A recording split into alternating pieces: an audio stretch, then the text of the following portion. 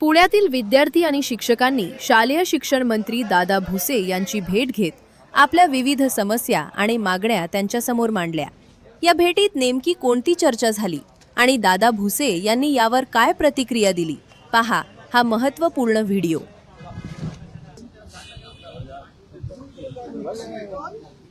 Madam कृपया आपला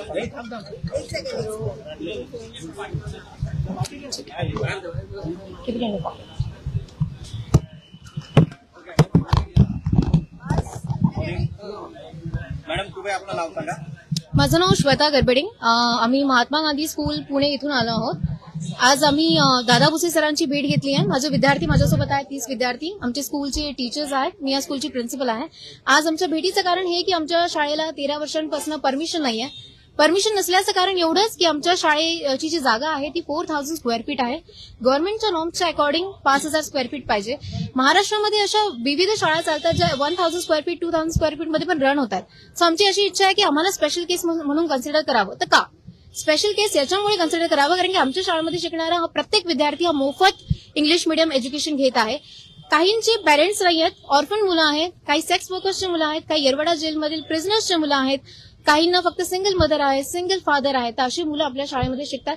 त्याच्यामुळे आमची अशी इच्छा आहे की शासनाने आम्हाला ऍज अ स्पेशल केस म्हणून कन्सिडर करण्यात यावं। That's all.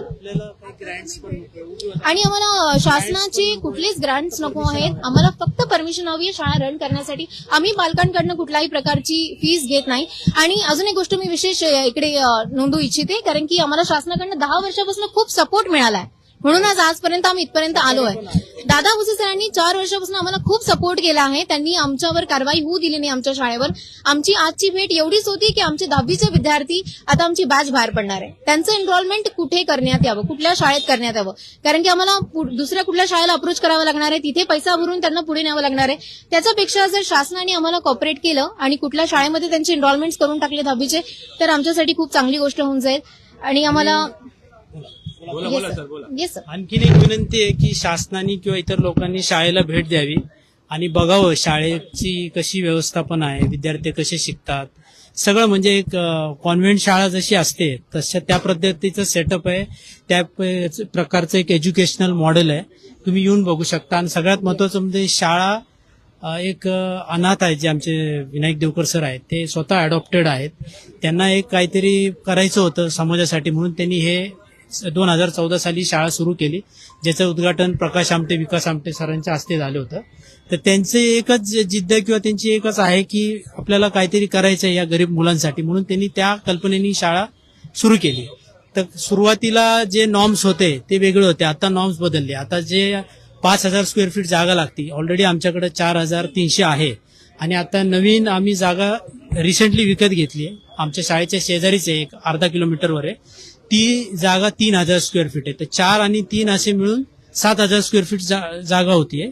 फक्त ती एका जागी नाही, एवढीच अडचण आहे। तर आमचं एक स्पेशल केस म्हणून एज्युकेशन मिनिस्ट्रीनी किंवा महाराष्ट्र गव्हर्नमेंटनी त्याला विश्वासात घेऊन आणि त्याचे परमिशनसाठी आम्हाला सहकार्य करावं, एवढीच आमची नम्र विनंती आहे। बस। दादा भुसेंनी पॉझिटिव्ह रिस्पॉन्स दिलाय।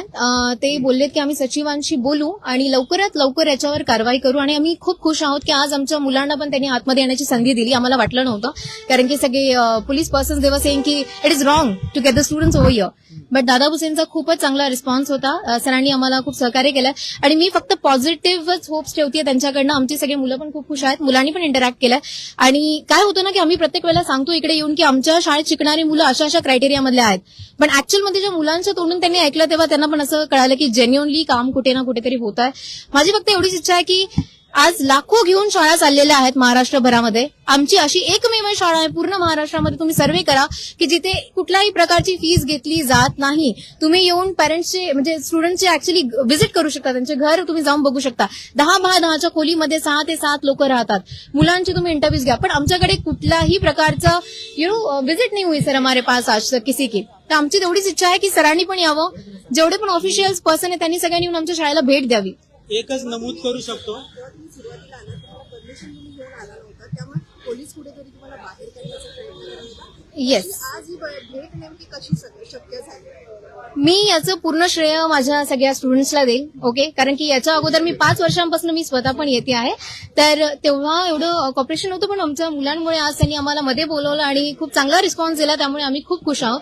महत्वाचं नमूद करायचंय, एज्युकेशन डिपार्टमेंट आणि सरकारने आम्हाला ऑलरेडी खूप सहकार्य केलंय कारवाई न करता. आमची शेवटची विनंती